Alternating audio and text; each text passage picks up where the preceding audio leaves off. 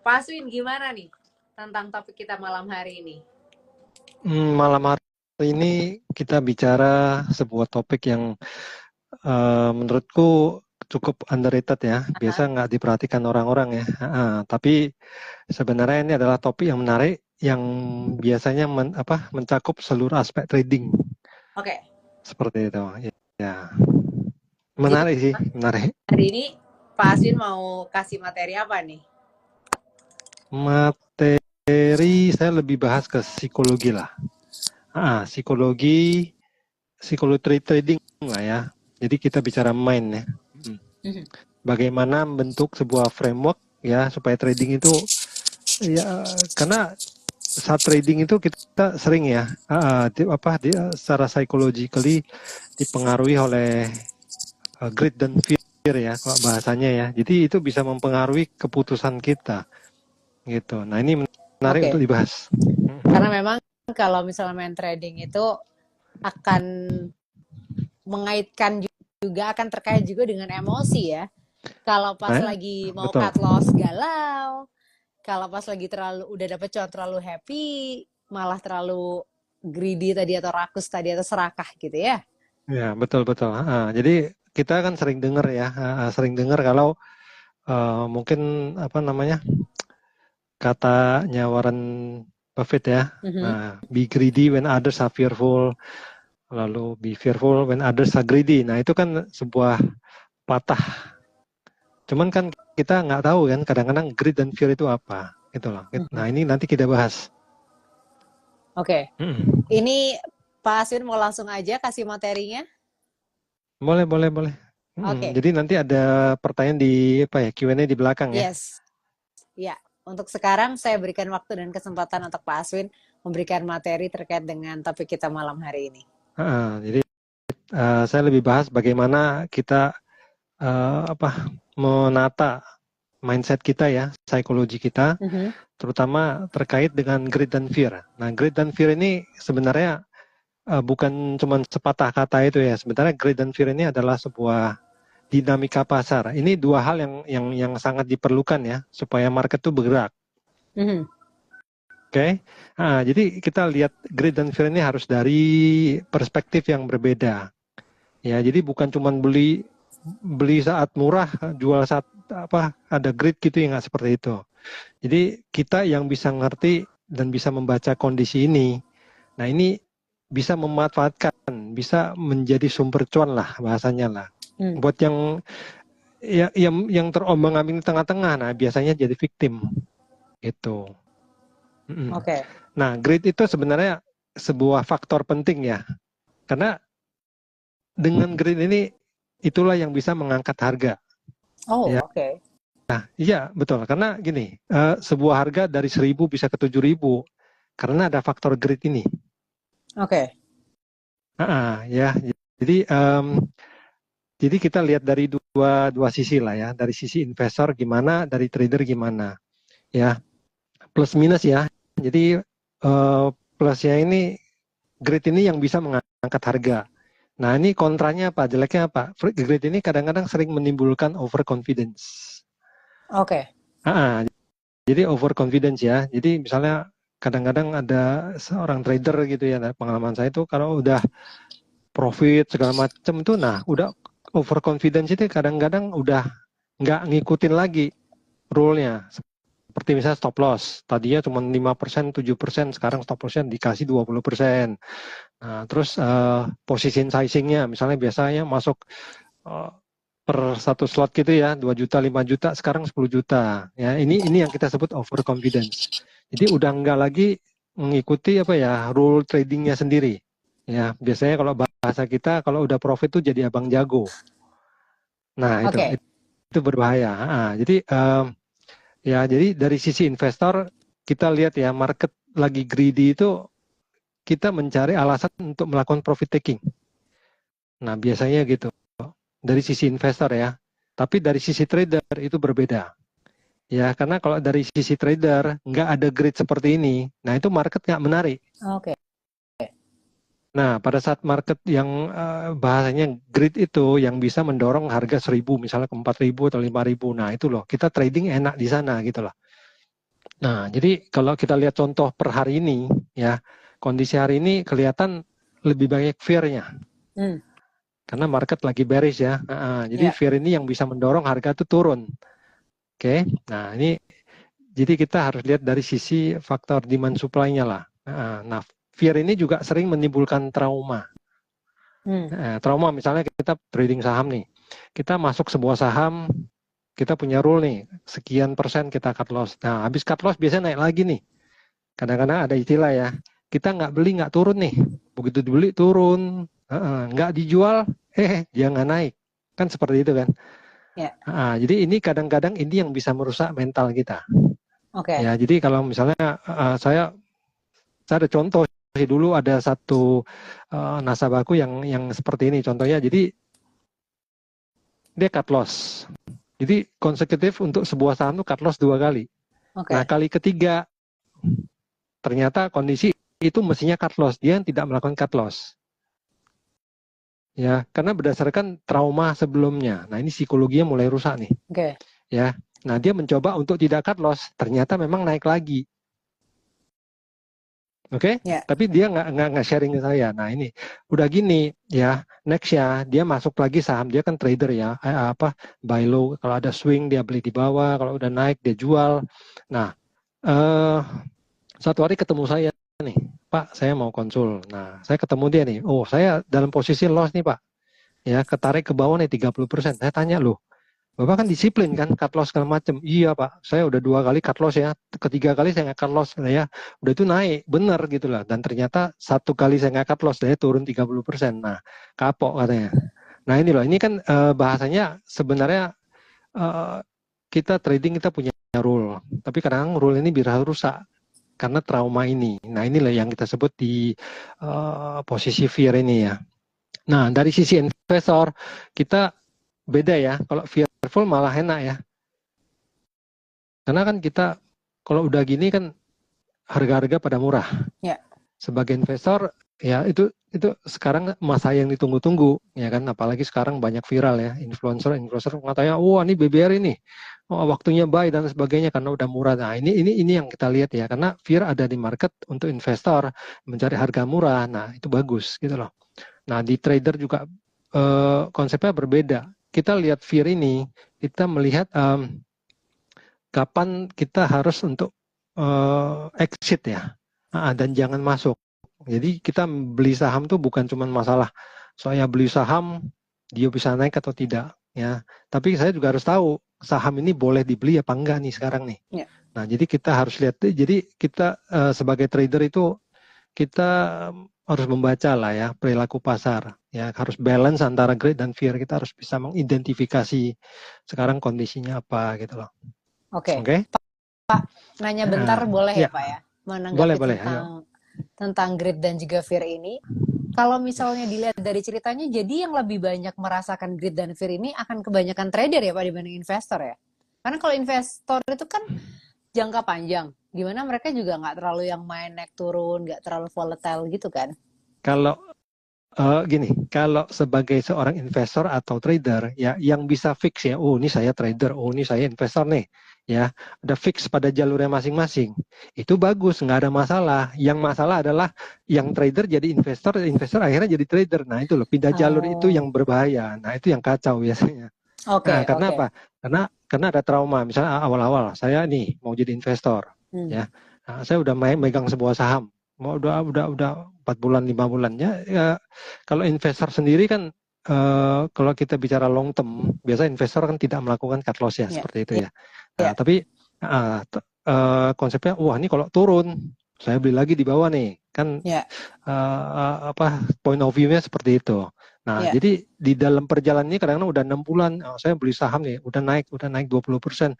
Ternyata pada saat tertentu jadi beres nih, ngapa nanti saya beli di bawah. Jadi, tapi pada akhirnya saya ada juga ketemu nasabah seperti ini ya, setelah dia pegang saham, dia curhat nih ke saya nih, aduh Pak, kayak ini ya, kayak BCA tahu begini saya jual di 10.000 nih Pak. Padahal sebelumnya saya ketemu dia ya, itu beberapa bulan yang lalu katanya saya mau ini saya pasti invest. saya long term, saya pegang 3-4 tahun. Nah sekarang katanya gini loh, katanya aduh Pak saya tahu begini saya jual dulu. Nah ini kan mindsetnya sudah kacau ya. Jadi setelah dia pegang sekian bulan ternyata apa dia lakukan sia-sia katanya, nah, tahu begini saya jual. Nah ini udah berubah. Nah ini yang rumit, ini yang susah seperti itu. Oke. Jadi memang kita harus ini ya, harus menentukan dulu di mindset kita ini trader atau investor ya, supaya nggak galau juga Betul. dalam treatmentnya ya Pak ya. Betul. Makanya saya dalam sharing ya, saya biasa mengajak teman-teman untuk bikin satu kayak bahasa, kalau bahasa saya itu trading framework. Jadi harus ada frameworknya. Ya, itu ada beberapa poin ya kalau saya boleh sharing. Yang pertama-tama kita kenali dulu kita trading itu stylenya apa. Ya, karena banyak macam ya. Ada yang investor. Ya, nah investor itu basically kita bicara ekstrimnya lah. Kita buy and hold. Nah itu investor. Oke. Untuk time frame-nya saya pegang 4 tahun 5 tahun ke depan it's okay, fine. Oke. Nah, ada yang position trader ya. Selama trennya masih bagus dan lain sebagainya, sama trennya tidak berubah, saya akan hold seperti itu. Jadi ceritanya kayak semi invest lah, bisa pegang sebuah saham bisa 7 bulan, 8 bulan ya. Nah, terus ada lagi yang namanya swing. Ya. Jadi swing trader kalau dia ada koreksi beli di bawah, nah setelah itu kena target jual dulu, tunggu turun lagi, nah itu namanya swing. Oke, ada lagi yang intraday, beli pagi jual sore, ada lagi yang scalping. Nah kita nggak ada yang ini kita nggak cerita benar salah ya, karena style orang beda-beda. Tapi tentukan dulu kita maunya seperti apa, karena style yang berbeda, otomatis psikologi kita itu pasti berbeda. Oke. Kita fokusnya juga beda, time consumingnya juga beda. Kita nggak bisa ngarapin kayak misalnya, oh saya long term investor, nah saya pantengin layar itu buat apa kan gitu. Betul ya. Contoh ya kayak orang-orang yang scalper gitu. Oh, ntar dulu saya ada tamu nih 1 jam lagi saya balik, wah tewas. Nah jadi nggak berbeda lah. Jadi kita harus tentukan dulu, oke. Lalu nextnya itu pendekatan analisanya apa? Oke, karena pendekatan analisa kan ada fundamental, ada technical, berbeda ya. Nah, ini kita mesti fix dulu ya. Oke, saya ini fundamentalis nih. Nah, otomatis saya lihatnya ke apa, laporan keuangan, rasio-rasionya seperti apa ya. Nah, buat yang benar-benar driven itu ya. Nah, kadang-kadang ngikutin nih public expose dan lain sebagainya. Kita tentukan valuasinya. Nah, seperti itu. Itu fundamental. Oke, nah untuk technical ya, kita lihat trennya, kita lihat support resistance, kita lihat indikatornya seperti apa, pergerakannya, pola harganya seperti apa. Nah dari sana kita buatlah watchlist. Oke.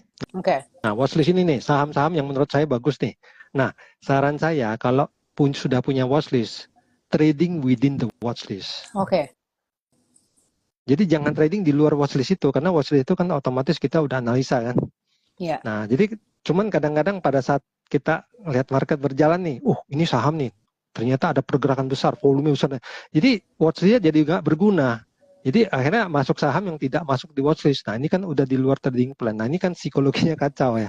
FOMO ya Pak ya? FOMO lain lagi. Oke. FOMO itu nanti kita nanti kita bahas FOMO. Menarik sekali itu. Oke. Jadi tadi yang pertama kenali trading style, habis itu pendekatan saya apa. Next kita buat trade plan atau money management.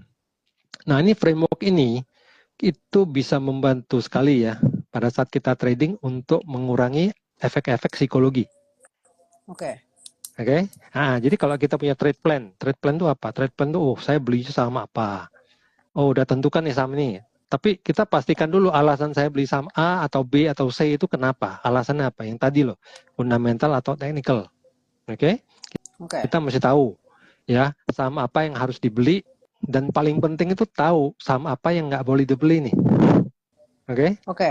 Ya. Setelah itu kita lakukan filter ya. Nah lalu tentukanlah ya, setelah kita beli saham A atau B, belinya di harga berapa, stop loss saya berapa, target saya berapa. Itu dibuat sebelum kita mencet buy atau sell. Nah itu namanya trade plan kan, sesuatu yang kita rencanakan sebelumnya. Oke. Nah ini lalu ada yang namanya money management. Ya, itu position sizing. Saya masuk satu saham tuh nilainya berapa, ya. Otomatis ini menentukan resiko saya. Ya, teman-teman mungkin yang ngikutin ya materi-materi di Jasa Utama Capital pasti ada yang bahas ya mengenai bagaimana sih kita setting risk managementnya berapa, per cut loss sekian persen dan lain sebagainya. Nah, ini kita tentukan dulu. Oke. Nah, terus lalu stop loss target profit ini wajar apa enggak nih? Oke, saya target nih 40%. Ya, kondisi market sekarang yang nggak wajar ya. Seperti itu ya. Jadi otomatis kita harus istilahnya dalam batas kewajaran. Ya, karena ini menentukan risk reward ratio kita. Ya, risk reward. Nah, dengan adanya trade plan dan money management ini otomatis kan kita udah punya sebuah set rule ya. Oke, kalau saya setback saya misalnya kalau saya salah, resiko saya berapa. Otomatis dengan cara begini psikologi kita kan lebih baik ya. Ya. Oke. Ya. Nah, lalu kita tentukan lagi, nextnya kita tentukan misalnya trading probability-nya. Ya. Saya boleh katakan misalnya trading probability itu berbeda ya, kondisi market bullish dan bearish. Oke. Nah, misalnya kalau market lagi bullish nih, ya, lagi bullish, otomatis trading probability kita baik. Oke. Trading probability kita baik. Mungkin kita trading 10 kali, ya mungkin profitnya 6 kali, 5 kali, 6 kali ya. Saya nggak berani ngomong 9 kali ya. Karena itu terlalu mewah ya. Oke. Nah, tapi kalau kondisi market kayak hari ini, otomatis probability lebih kecil ya. Oke.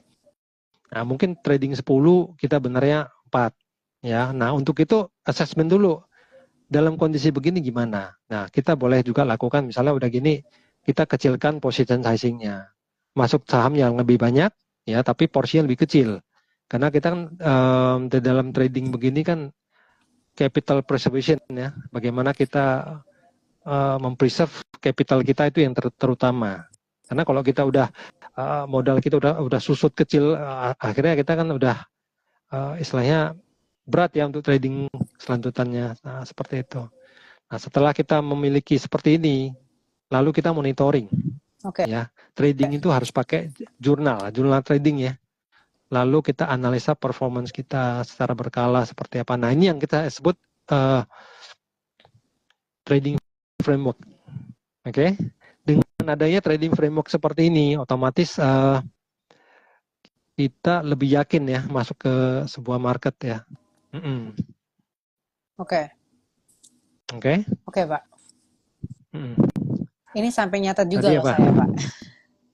Jadi kan, sorry, Pak Aswin, ini mic-nya boleh agak diturunin dikit nggak? Karena kalau nggak agak gemerisik gitu. Oke, coba Pak. Oke, sudah. Sudah, aman. Tadi kan kita belajar tentang ya. psikologi trading itu yang pertama adalah kenalin dulu ya stylenya dalam investasi itu as a trader atau investor gitu ya. Kemudian pendekatan stylenya juga. Yang ketiga ada trading plan atau money management. Kemudian yang keempat ada trading probability. Ya, kita assess marketnya seperti apa kondisi hari ini. Yes. Ya, itu yang mempengaruhi nanti pasti ke sizing kita ya. Risk management kita otomatis lebih ketat seperti itu. Oke. Lalu monitoring. Yang kelima ada monitoring ya, journal trading ya. Karena secara berkala ya kita bisa nilai kondisinya seperti apa. Misalnya contoh gini nih, saya misalnya dulu trading begitu masuk saham nih, wah deg-degan, keringat dingin, ke bawah mimpi dan lain sebagainya ya. Nah setelah 7 bulan ya kita trading, kita latihan sebagainya. Sekarang cut loss udah mati rasa. Nah ini kan boleh saya artikan psikologi kita tambah matang kan seperti itu. Nah ini harus dilatih. Karena kita nggak bisa melakukan ini secara teori itu nggak bisa. Dan kalau mungkin teman-teman ada yang sering nanya saya, Pak Aswin ada cut loss nggak? Oh all the time. Pasti ada cut loss. Kita trading itu nggak mungkin nggak cut loss. Ya kalau nggak cut loss berarti saya udah nggak kontrol. Karena pada saat saya trading ya, yang tadi trade plan saya udah ada patokan cut loss saya berapa dan lain sebagainya. Ya kita bicara itu dalam konteks bisnis lah. Ya. Misalnya kita punya 10 barang dagangan.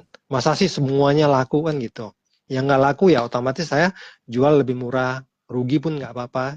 ya. Yang penting ada yang bisa profit secara overall, bisnisnya bertumbuh seperti itu. Ya, karena pada saat kita berbisnis kan kita pasti ada biayanya. Ada biaya listrik, karyawan, sewa, dan lain sebagainya. Ini cut loss ini sebagai biaya. Kalau dari mindset yang saya selalu sharingkan ke teman-teman. Nah ini, jadi kita harus ada satu gambaran lah. Nggak mungkin kita selalu benar seperti itu. Jadi kita harus istilahnya harus punya mindset yang benar ya, bisnis mindset seperti itu. Ya. Oke. Tapi kalau Pak Aswin sendiri itu menilai diri sendiri sebagai trader atau sebagai investor, Pak? Atau dua-duanya? Saya dua-duanya. Oke. Saya Dan ini dua-duanya. memang diperlukan jam terbang juga ya Pak, karena kan psikologinya beda nih untuk menjadi trader dan juga beda. investor ya. Karena analisanya beda. Jadi kalau misalnya contoh kalau saya masuk ke beberapa saham yang konsepnya fundamental untuk invest, ya saya pasti pelajari. Ya misalnya pelajari evaluasinya seperti apa. Saya beli di harga segini, ada margin of safety-nya nggak dan lain sebagainya. Saya baca-baca rasio, saya merasa oke. Nah saya akan beli. Saya pas masuk, nah itu udah nggak ada urusan cut loss karena saya beli pasti di bawah harga valuasi. Nah lain cerita kalau misalnya saya melihat oh ini saham memang untuk trading nih. Nah jadi kita bisa mengidentifikasi oh ini saham trading nih. Nah otomatis saya masuk dengan konsep yang berbeda. Indikator saya mengatakan apa? Oh ini buy loh, ini waktunya sell. Nah itu berbeda pasti. Seperti itu. Oke Pak. Dari materi Pak Aswin mengenai psikologi trading, apakah ada yang mau ditambahkan? Oh yang tadi ya from FOMO ya. Oh iya FOMO boleh. Nah itu habis itu kita baru ke Q&A ya Pak ya. Oke, jadi pada saat trading ya kita bicara psikologi ya. Nah yang umum itu yang sering kita hadapi itu trauma loss ya. Trauma loss itu satu. Yang kedua, nah ini berbahaya nih ya. Ini yang saya sarankan untuk diperhatikan, jangan revenge trading. Sering. Jangan apa Pak? Revenge. Balas dendam nih. Balas dendam. Iya. Dan satu lagi FOMO. Oke. Nah ini contoh trauma loss nih. Misalnya saya yang tadi ya, yang saya bilang ya, salah satu nasabah saya gitu lah. Setelah cut loss rebound, lama-lama nggak cut loss lagi nih, ngapain gitu loh. Toh cut loss rebound lagi kan. Nah ini kan namanya udah trauma. Jadi pengalaman kita, trauma kita, akhirnya udah begini cut loss, apalagi yang teman-teman ya, yang tidak punya sistem ya, masuk cut loss kondisi market lagi bearish ya. Nah nanti ini trauma nih. Nah ini biasanya orang-orang yang tidak memiliki trading rule ini ya, tidak memiliki keyakinan. Ya ini trauma loss. Jadi otomatis masuk saham ya, naik dikit aja cepet-cepet jual nih. Kenapa? Karena saya nggak jual nih, akhirnya turun nih, rugi nih, dan lain sebagainya. Nah itu kan trauma loss. Oke? Sehingga kadang-kadang ya ada juga teman-teman yang melakukan revenge trading. Nah ini berbahaya sekali. Ya. Jadi revenge trading itu berharap satu trading ya untuk bisa menutupi 5 loss yang sebelumnya. Banyak orang ya, Pak, ya? Walaupun nggak mungkin dan banyak orang melakukan itu masalahnya. Nah itulah. Jadi saya trading cut loss. Nah udah gini, saya merasa, oh tiba-tiba ada news dan sebagainya. Oh saya mendapatkan masukan input. Oh ini bagus dan lain sebagainya. Biasanya masuk per satu saham 1 juta atau 2 juta. Sekarang saya masuk nih 10 juta nih. Berharap-harap kalau cuan bisa nutupin cut loss yang loss yang sebelumnya. Nah ini berbahaya sekali. Nah ini biasanya end up ya udah kayak gambling lah. Oke. Jadi saran saya ke teman-teman hindari lah ya untuk mesti selalu benar ya dalam tradingnya. Karena di trading itu pasti ada cut loss-nya. Oke. Usahakan kita berdamai dengan diri sendiri. Kalau udah merasa mau revenge trading, sebaiknya stop dulu, cool down dulu. Oke? Nah, lalu berbicara FOMO. FOMO itu kan sebuah saham naik ya, naik agak banyak, kita kejar nih. Ya, karena takut ketinggalan kereta. Nah, biasanya ini based on ego ya. Jadi biasanya udah tidak lagi mengikuti kaidah-kaidah trading plan gitu. Ya. Jadi FOMO ini ya selalu menimbulkan godaan untuk break the rule ya, keluar dari sistem yang udah kita bangun selama ini. Karena kita lihat, oh ini kalau saya nggak masuk ya, atau misalnya contoh nih, saya pernah nih sekali saham ini naik nih. Saya pengen masuk, tapi nggak masuk nih. Kenapa? Karena saya terikat rule kan. Rule saya mengatakan kalau udah naik 15% nih, saya nggak mau ngejar nih. Ternyata nggak dikejar, besok naik lagi 10% dan seterusnya. Nah kan udah gini kan, aduh kayak trauma ya. Tahu begini saya masuk nih. Nah jadi besok kalau udah begini, ya udah masuk aja lagi tanpa lihat rule lagi. Nah ini sangat berbahaya. Cara menghindari FOMO itu otomatis kita harus fokus lah. Ya balik lagi ke mindset ya. Selalu ada kesempatan berikutnya. Oke. Kalau saya loh ya, saya cari tahu kenapa dia bisa begini. Ini make sense nggak? Indikator-indikator atau sistem saya mengatakan ini boleh nggak masuk. Ternyata boleh nih. Oh, saya lolos. Nggak perhatikan saham ini. Lupa kasih alert dan sebagainya. Nah, saya lakukan dibenerin nih. Ya, nextnya apa yang saya lakukan untuk bisa mendapatkan hal semacam ini. Jadi kita pelajari lagi. Oh, ini udah naik nih. 12% nih. Risk dan reward saya cukup baik nggak? Siap nggak untuk cut loss? Siap nggak besok kalau ternyata turun lagi, misalnya hari ini naik 15%, besok turun 10%, siap nggak? Kalau nggak siap, sebaiknya jangan. Gitu. Ya, oke. Saham masih banyak kok, ya. Jangan Ya. khawatir ya. Yang per satu hari satu candle tuh naik 12%, 15% selalu ada. Oke? Ya. Tapi kalau Oke. modal kita udah kena cut loss, susah balikin. Nah, saran saya Ya, seperti belum itu. lagi kalau nyantol ya, Pak ya. Iya. Jadi sebelum masuk saham cek dulu tensi kita nih. Tensi naik ya, detak jantungnya tambah cepet ya, adrenalin tinggi. Nah, itu biasanya objektivitas kita udah kacau. Ya, jadi cool down lah. Kalau trading itu ikutin rule. Oke. Oke. Ini ada yang komen juga nih dari It's Hanspra, katanya tuh kadang-kadang orang punya mental gambling gitu ya. Betul sekali. Nah, jadi gambling itu apa sih? Gambling itu kan kita masuk ke sebuah saham, ya, melakukan sebuah tindakan yang di luar biasanya ya. Dalam arti kata, oh ini saya punya sinyal buy nih, ini harus buy, saya lakukan buy menurut sistem yang sudah ada gitu loh. Nah biasanya kalau gambling itu, saya coba-coba deh, siapa tahu kan gitu ya. Nah itu perbedaannya kadang-kadang sangat tipis, Ya, seperti ya, itu. ya. Ini juga ada yang komen dari Zavinisme. Tadi ada pembahasan mengenai hold saham gitu ya Pak ya. Dia komen udah Ya. hold lama nggak gerak-gerak sahamnya, tapi giliran sahamnya naik kena disuspend terus masuk papan pemantauan khusus. Nah itu kadang-kadang ya ini namanya apa ya, kebijakan ya. Kadang-kadang kita kejepit di tengah lah ya. Kita nggak, dalam konteks ini kadang-kadang ada hal-hal yang kita nggak bisa kontrol ya. Nah ini apa boleh buat ya, berdamai dengan diri sendiri lah. Oke. Ya, Kita fokus ke sesuatu yang kita bisa lakukan. ya. Oke. Ini karena ada juga yang komen nih dari Outrader. Tahu gitu mologi. Tahu gitu, Tapi itu gitu ya. Tahu betul. kayak sebuah apa? Sebutan ya. Tahu gitu mologi. Nah, itu istilah Kayak keren. tahu, tahu tahu gitu mologi. iya. Tahu gitu saya gini, tahu gitu saya gini gitu ya. Betul. Oke. Jadi kalau kita udah on the track, ya biasanya kita nggak akan lakukan itulah. Biasanya kita nggak akan regret ya. Karena kita melakukan sesuatu berdasarkan rule-nya kita. Despite rule-nya itu benar atau salah ya. Seperti itu. Oke, ini juga ada komen dari Arif Budi. Mindset trader di pasar modal, berani cuan, berani boncos dengan catatan batasi resiko. Ini komentar terkait dengan penjelasan dari Pak Aswin juga ya.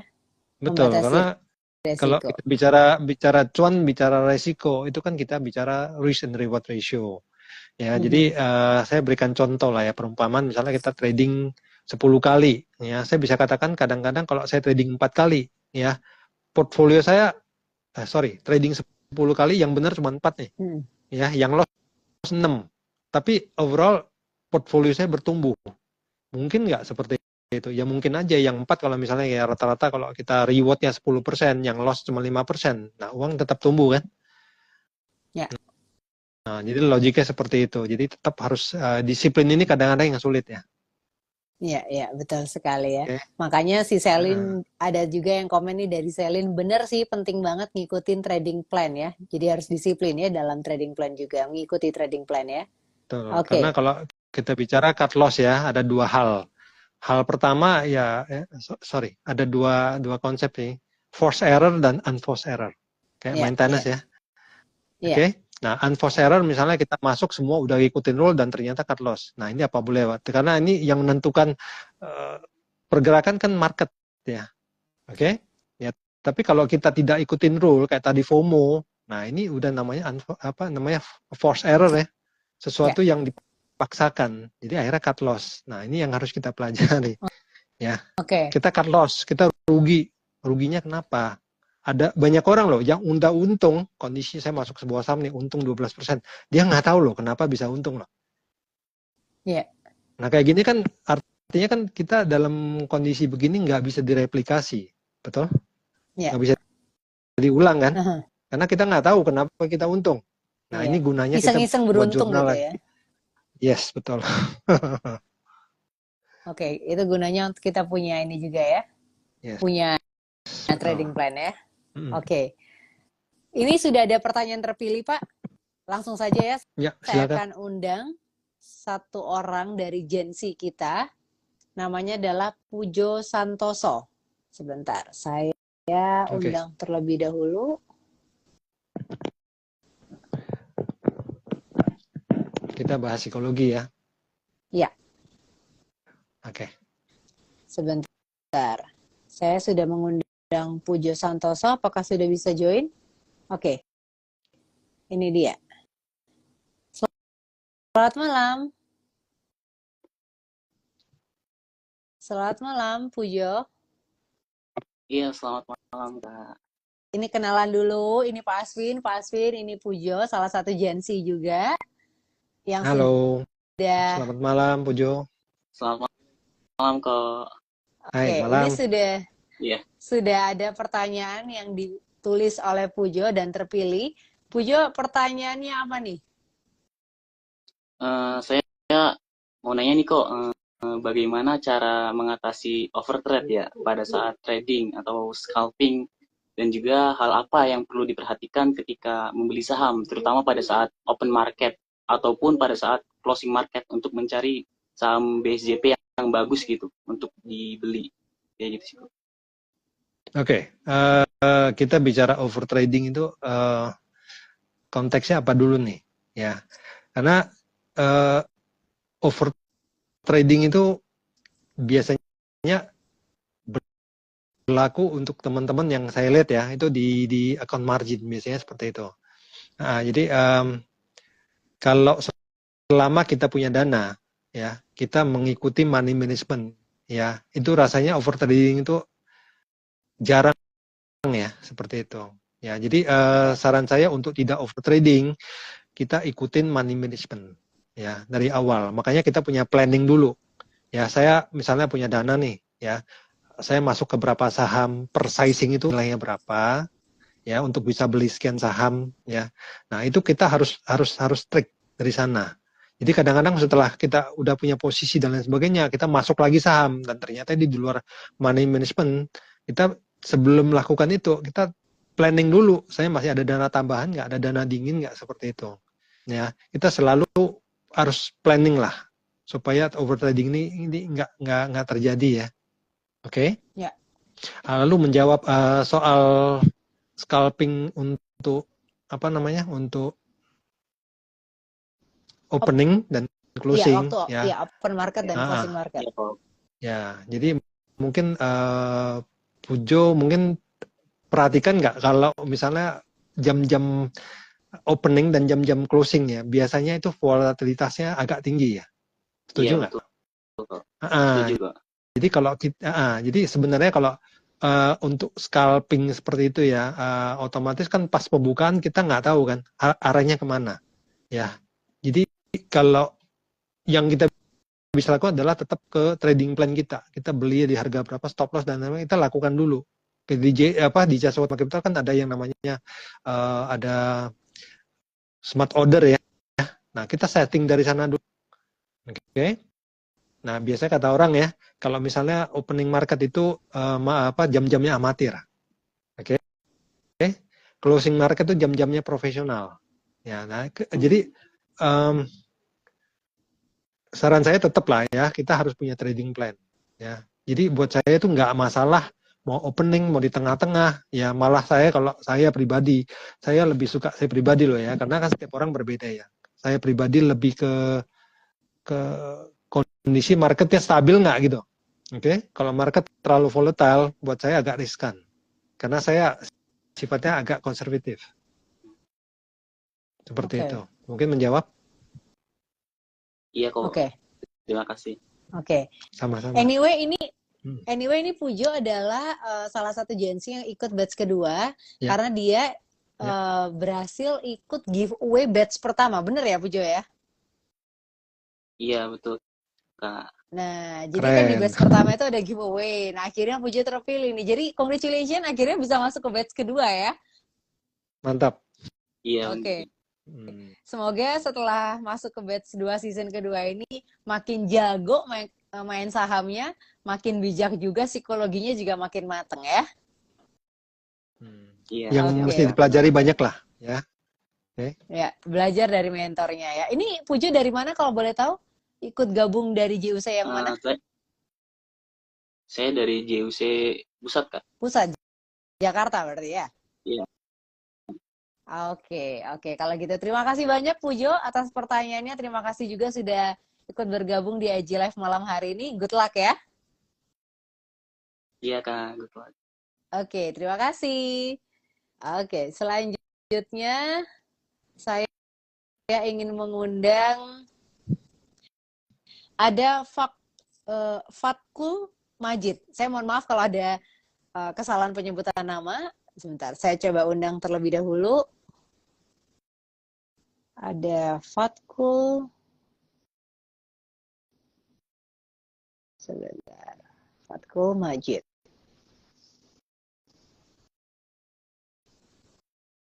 Apakah sudah bisa bergabung? Ya. Selamat malam. Selamat malam, Kak. Iya. Selamat malam.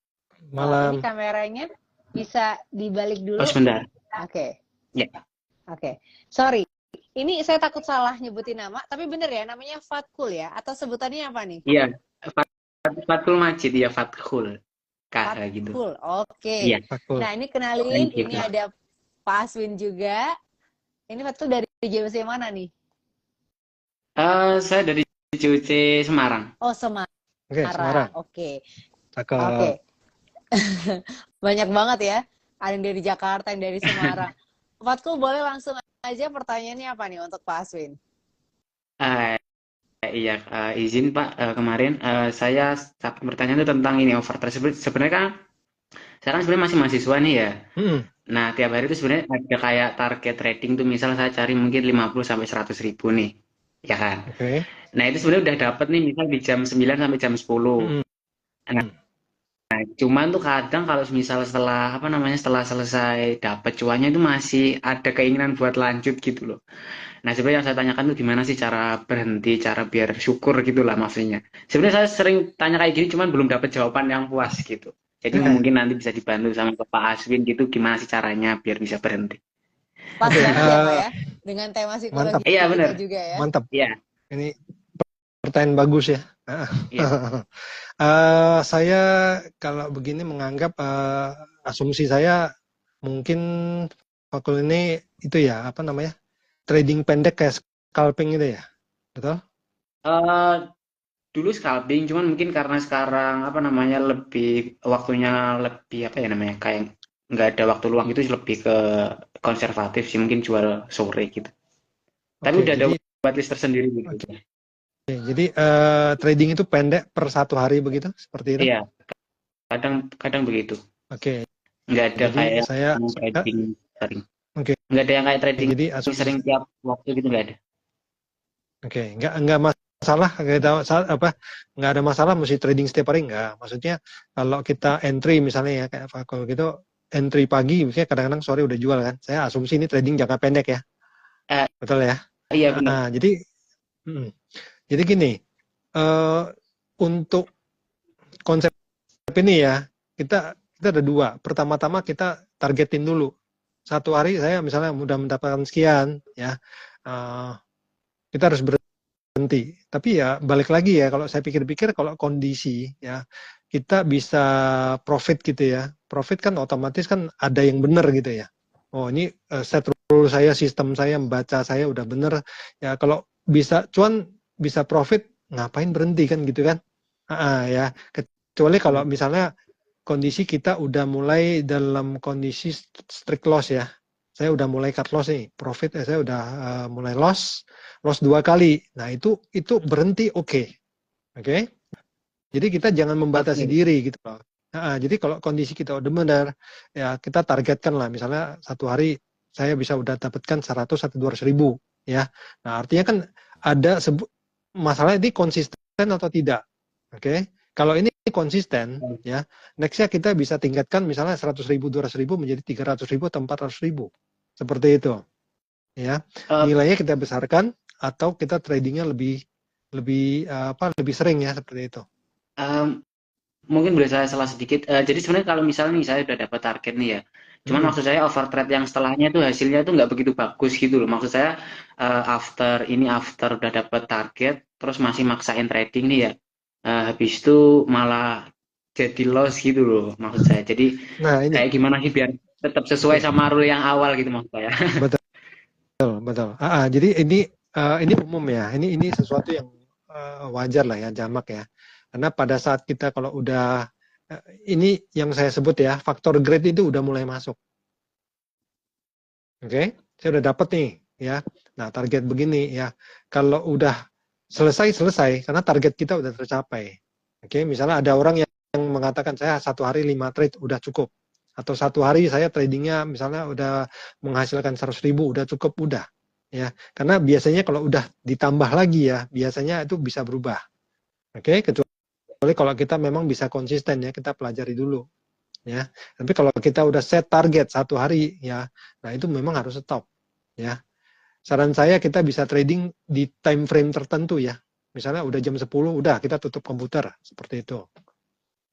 Jadi memang harus disiplin ya, ya, tapi Pak, kalau ya? Betul harus disiplin ya. Tapi kalau tadi kan konteksnya udah mulai loss kan. Tadinya untung nih 3 kali trade udah untung nih. Next. Ya mungkin kayak konsisten gitu sih, maksudnya konsisten udah dapat segini terus over trade gitu maksud saya. Iya. Nah nanti mungkin yang bikin lossnya di situ. Ini saya cerita ya. Saya cerita sedikit pengalaman saya. Saya dulu ada satu nasabah ya yang lucu nih ya. Dia trading dengan dana 150 juta. Itu konsisten. Ya, konsisten. Tapi dia bukan day trade ya. Setelah 3 bulan, 4 bulan dia merasa ini ya. Nah, dia tambahkan modalnya jadi 300 juta. Jatuhnya cut loss mulu. Ya, jadinya konsistensinya kacau. Kenapa?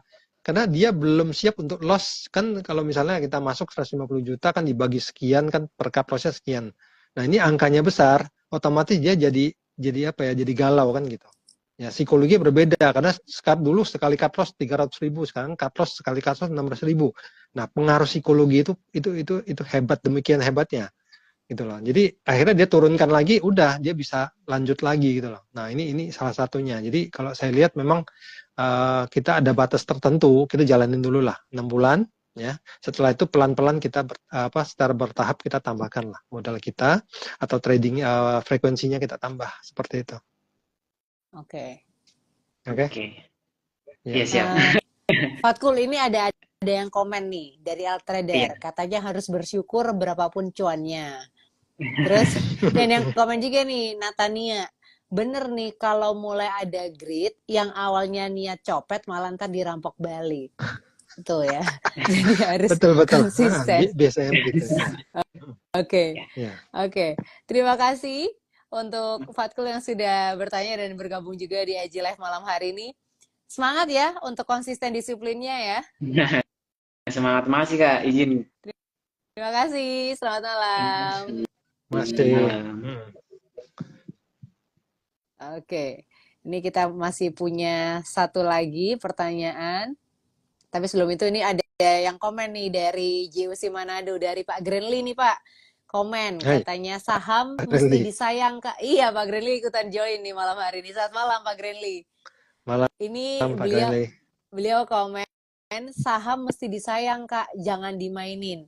Sayang kan kalau dimainin doang, giliran sahamnya udah cantik atau ganteng, nanti kamu yang ditinggal katanya. Waduh, kok curhat sih Pak Grenly, gimana coba? Oke, Sharing, bukan curhat, sharing. sharing. Oh, sharing. Oke. Sharing pengalaman hidup ya. Oke. Iya. Selanjutnya ini pertanyaan dari, karena keterbatasan waktu ya Pak, ini Ya. mungkin akan jadi pertanyaan terakhir juga dari Baik. Dedi Syaifuddin. Saya undang terlebih dahulu. Dedi Syaifuddin. Bentar.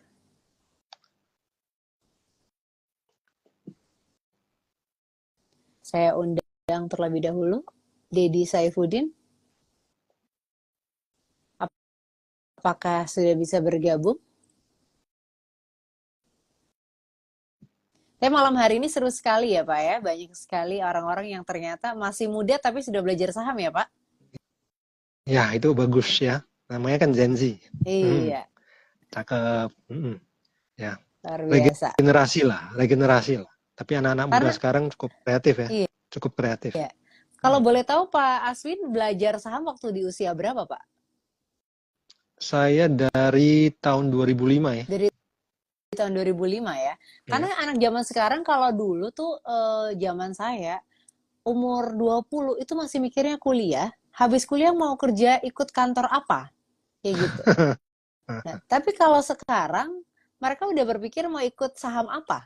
Kayak gitu. Ya.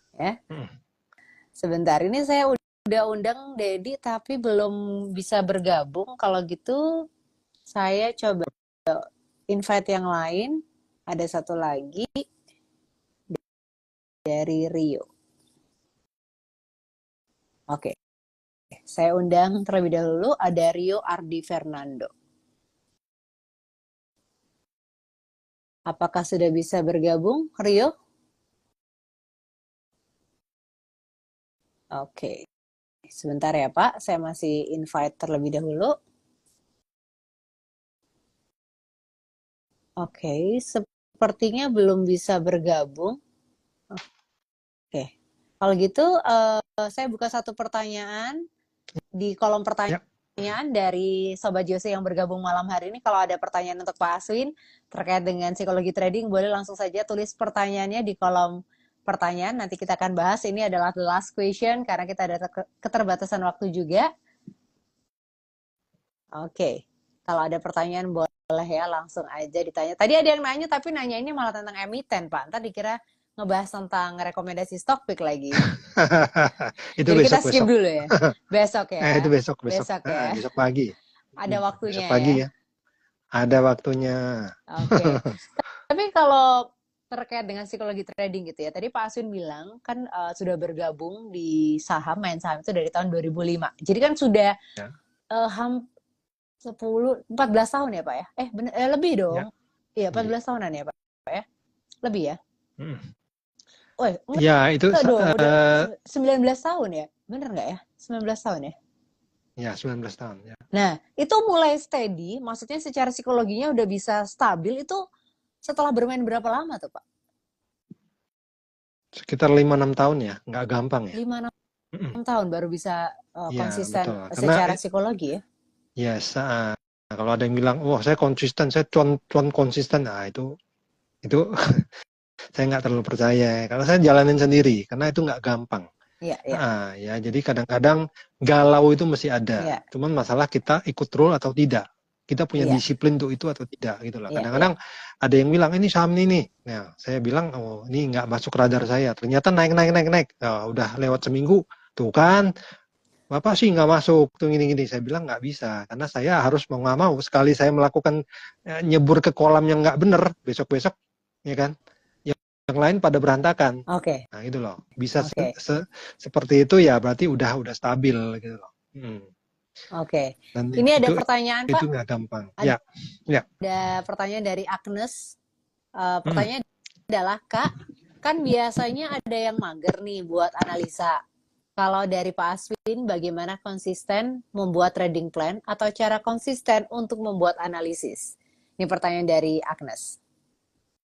Oh, Gini, jadi kalau untuk konsistensi itu kita bicara disiplin lah ya. Jadi kalau saya setiap malam, saya kan bahasanya kan saya juga mentor ya. Itu jadi apa? eh, anak-anak menti lah ya, anak-anak apa? Murid-murid gitu ya. Itu kan lumayan banyak ya. Nah, biasanya kalau udah jam-jam setelah after dinner gitu ya, saya ada jam-jam apa? Ruang tertentu. Jam sekian, misalnya jam 7 sampai jam 8 saya lakukan analisa setiap hari. Oke. Ya, jadi saya analisa mesti jam itu gitu loh. Udah jam gini ya otomatis kan kita punya satu pola ya. Nah, saya punya watchlist misalnya. Nah, apalagi watchlist ya, watchlist saya 100 lebih. Dilihatin satu-satu. Jadi 1 jam Wow. itu diperhatikan apa yang boleh apa enggak. Oh ini belum, ini belum, ini belum. Nah, ketemu 1 2 saham. Nah, saya catat biasanya. Nah, saya bikin trading plan, buy di berapa, stop loss saya berapa dan lain sebagainya. Nah, itu biasanya saya lakukan eksekusi. Biasanya saya eksekusi itu jarang-jarang pagi ya, tapi malam. Kan di JOC ada yang namanya smart order ya. Karena dengan pasang smart order, saya kan udah ada setting buy berapa, stop loss berapa, dan sebagainya. Itu kan secara psikologi saya nggak akan terpengaruh lagi walaupun market seperti apa. Karena sudah saya pasang dulu kan. Nah Ya. ini biasa disiplin saya. Nah seperti itu. Ya, jadi saya lakukan analisa, terutama technical ya. Saya lakukan jam segini sampai jam segini. Ya, kadang-kadang saya juga harus posting kan kepada nasabah-nasabah. Ya, ini loh saham-saham yang menurut saya tuh besok punya ini, punya potensi. Nah seperti itu. Ya. Jadi harus Ya. Jadi ada jamnya lah. Ya, memang harus disempatkan ya, dibuat waktunya untuk kerja dalam betul, tanda kutip gitu betul. ya. Harus Oke. jam sekian sampai biasanya kalau gini dulu sebelumnya ini ya kadang-kadang lakukan kadang-kadang enggak karena nggak ada jamnya ya lalu saya setting oke jam sekian sampai jam sekian nggak bisa diganggu nih saya harus analisa kecuali kalau saya di luar kota dan lain sebagainya. Nah udah gini kan otomatis kan jadi kayak satu lifestyle mau nggak mau harus lakukan itu gitu. Ya, ya, ya. Memang benar ya katanya Pak Aswin tadi susah gitu ya. Ini sempat ada yang cerita juga nih dari Rizky Abdul Rosak. Dia bilang nih baru proses 2 tahun sempat mau nyerah meski belum konsisten tapi sekarang udah mulai feel-nya udah lumayan dapat nih untuk konsisten Bagus, katanya. Masih 2 bagus, tahun ya Pak. bagus. Padahal tadi konsistennya Pak Aswin sendiri 5 sampai 6 tahun ya. Masih panjang perjalanannya ya untuk menjadi Setiap orang disiplin. beda-beda lah. Setiap orang Ya, ya. beda-beda. Setiap orang beda-beda. Ya, oke. Ini dari Agnes, sangat membantu jawabannya. Terima kasih banyak Pak Aswin. Dari Agnes Sama-sama, yang tadi sama-sama. nanya. Oke. Semoga membantu. Ya. Ya, oke.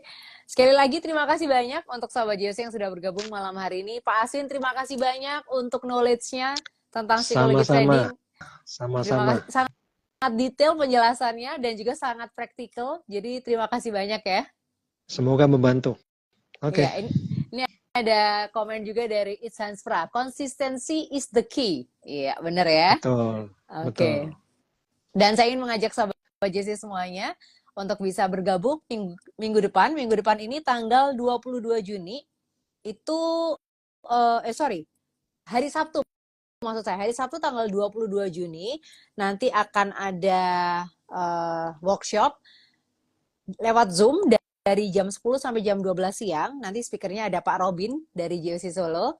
Ya kan? Ini mengenai go deeper about fundamental analysis. Nah, sedangkan untuk minggu depan itu akan ada Go High Gensi membahas mengenai long term investment dan short term trading. What's your strategy? Dibahas oleh Gladwin ya tanggal 27 Juni. Jadi saya ajak Sobat JOC semuanya untuk bergabung di Go Agency hari Kamis minggu depan seperti biasanya jam 7 malam sampai jam 8 malam. Ini banyak banget yang saya thank you nih Pak Aswin. Sama-sama. Ada dari Ya, Natania, senang bisa terima membantu. kasih. Terima kasih ilmunya Pak. Kemudian ini dari Ishansfra, thank you Kak Lady dan Pak Aswin buat sharingnya. Oke. Ini ada yang cara daftar. Nanti ikut langsung aja di DM di ini ya di DM untuk ikut cara daftarnya yang hari Sabtu itu langsung DM di Instagramnya Jasa Utama Capital ya L Trader. Oke, ini dari Darman. Thanks Kak Lady dan Pak Aswin. Terima kasih banyak yang terbantu nih Pak. Terima kasih banyak ya. Oke. Ya, oke. Oke, kalau gitu terima kasih banyak sekali lagi Pak Aswin untuk waktunya dan juga sharingnya. Kita ketemu lagi next time ya Pak ya. Sama-sama. Oke, terima kasih. Selamat malam. Bye-bye. Bye-bye.